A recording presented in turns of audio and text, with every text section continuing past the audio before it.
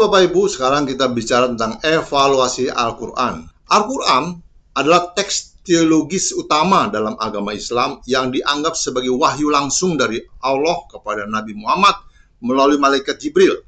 Dalam pandangan umat Islam, Al-Quran adalah petunjuk hidup yang sempurna dan abadi. Namun pandangan terhadap Al-Quran bervariasi di kalangan kelompok lain. Umat Kristen misalnya melihat Al-Quran sebagai teks yang berasal dari sumber yang berbeda, sementara banyak kalangan ateis memandang dengan skeptisisme. Perbandingan antara Al-Quran dan Alkitab menunjukkan adanya kesamaan dalam banyak aspek, terutama dalam hal cerita-cerita sejarah dan moral, namun terdapat perbedaan signifikan dalam doktrin, narasi, dan penerimaan sebagai wahyu ilahi. Al-Quran menghormati banyak tokoh dari tradisi Yahudi dan Kristen, seperti Nabi Musa, Nabi Isa, atau Yesus, dan Ibrahim atau Abraham. Meskipun dalam pandangan Islam, Isa adalah seorang nabi dan bukan anak Tuhan. Banyak ajaran yang serupa ditemukan dalam teks Al-Quran. Ayat seperti Quran 2 ayat 117, Quran 91 ayat 1-10 menunjukkan nilai-nilai moral dan spiritual yang menekankan kebaikan dan petunjuk hidup yang benar. Pemahaman Al-Quran memiliki pentingnya dalam dialog antar agama, terutama antara Muslim dan Kristen. Dialog ini membantu dalam memperjelas pemahaman yang salah dan menemukan titik temu dalam masalah-masalah teologis yang mendalam. Pewahyuan Al-Quran dimulai pada usia 40 tahun. Nabi Muhammad melalui malaikat Jibril yang menyampaikan wahyu secara bertahap. Surah-surah dalam Al-Quran disusun berdasarkan wahyu yang diterima selama lebih dari 2 dekade, mencakupi periode di Mekah dan di Madinah. Bagi umat Muslim, Al-Quran adalah perkataan abadi dari Allah yang tidak berubah sejak pertama kali diwahyukan. Hadis dan sirah atau biografi Nabi Muhammad sangat penting dalam menafsirkan dan memahami konteks Al-Quran, serta memberikan panduan lebih lanjut tentang cara hidup yang sesuai dengan wahyu tersebut. Perkembangan Al-Quran. Pewahyuan Al-Quran berlangsung selama 23 tahun, dimulai daripada tahun 610 Masehi hingga 632 Masehi. Selama periode ini, situasi sosial, politik, dan ekonomi berubah, dan Al-Quran mengadaptasi ajaran-ajarannya sesuai dengan konteks tersebut.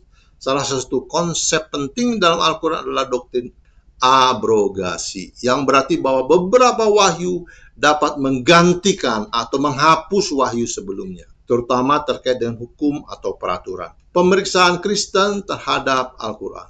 Al-Quran dianggap oleh umat Muslim sebagai firman Allah yang abadi dan sempurna, namun beberapa kalangan Kristen mengkritik asal-usul Al-Quran, menganggapnya sebagai teks yang dikompilasi oleh manusia, bukan wahyu ilahi.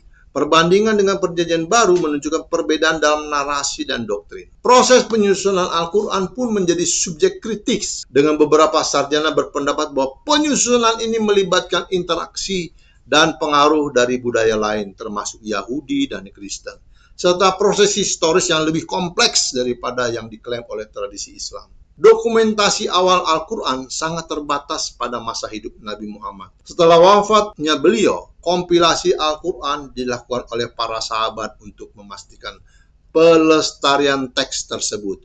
Proses kompilasi ini melibatkan pengumpulan tulisan-tulisan yang diingat oleh para sahabatnya, yang kemudian dipersatukan menjadi teks yang kita kenal sekarang. Namun perang dan pemberontakan pada masa setelah Muhammad juga mempengaruhi proses konservasi Al-Quran, terutama dalam hal menjaga kesesuaian teks dengan wahyu yang asli. Al-Quran meminjam karya-karya keagamaan lain. Pada masa Muhammad, semenanjung Arab memiliki pengaruh besar dari tradisi Kristen dan Yahudi. Muhammad berinteraksi langsung dengan tokoh-tokoh dari kedua agama tersebut, termasuk Waraqah bin Naufal, seorang sarjana Kristen. Dari sana ia mendapatkan banyak informasi yang kemudian muncul dalam Al-Quran. Al-Quran memuat banyak cerita yang mirip dengan cerita dalam Alkitab, meskipun dengan versi yang berbeda. Salah satu contoh adalah kisah Kain dan Habil yang ditemukan dalam Quran 5 ayat 27-32, yang sangat mirip dengan narasi dalam Misnah Sanhedrin 4 dan 5. Ya.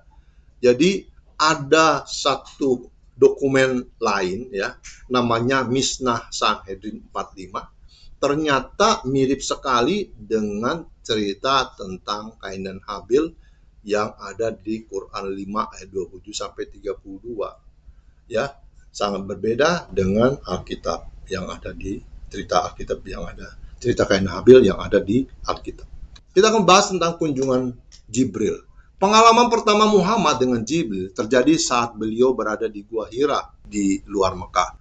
Awalnya Muhammad merasa takut dan bingung, bahkan meragukan kemampuannya untuk membaca wahyu yang diberikannya. Ini adalah pengalaman yang sangat berbeda dengan tokoh Alkitab yang biasanya menerima penghiburan atau keyakinan dari Tuhan atau malaikatnya. Seiring perjalanan waktu, Muhammad mulai menerima wahyu lebih banyak, tetapi beberapa kritikus meragukan keaslian pengalaman ini, terutama mengingat perbedaan cara wahyu disampaikan dalam konteks Alkitab. Kita akan bicara tentang ketidakakuratan ilmiah dalam Al-Quran.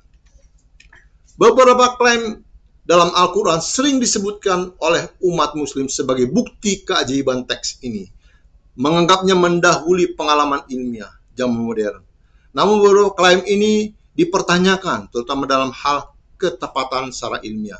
Sebagai contoh, Al-Quran menggambarkan perkembangan janin manusia dalam Quran 96 ayat 1 dan 2 dan Quran 23 ayat 12-14 dengan istilah alaga, segumpal darah, yang tidak akurat secara ilmiah. Janin manusia melalui berbagai fase lain sebelum mencapai bentuk ini yang bertentangan dengan pemahaman biologi modern. Salam.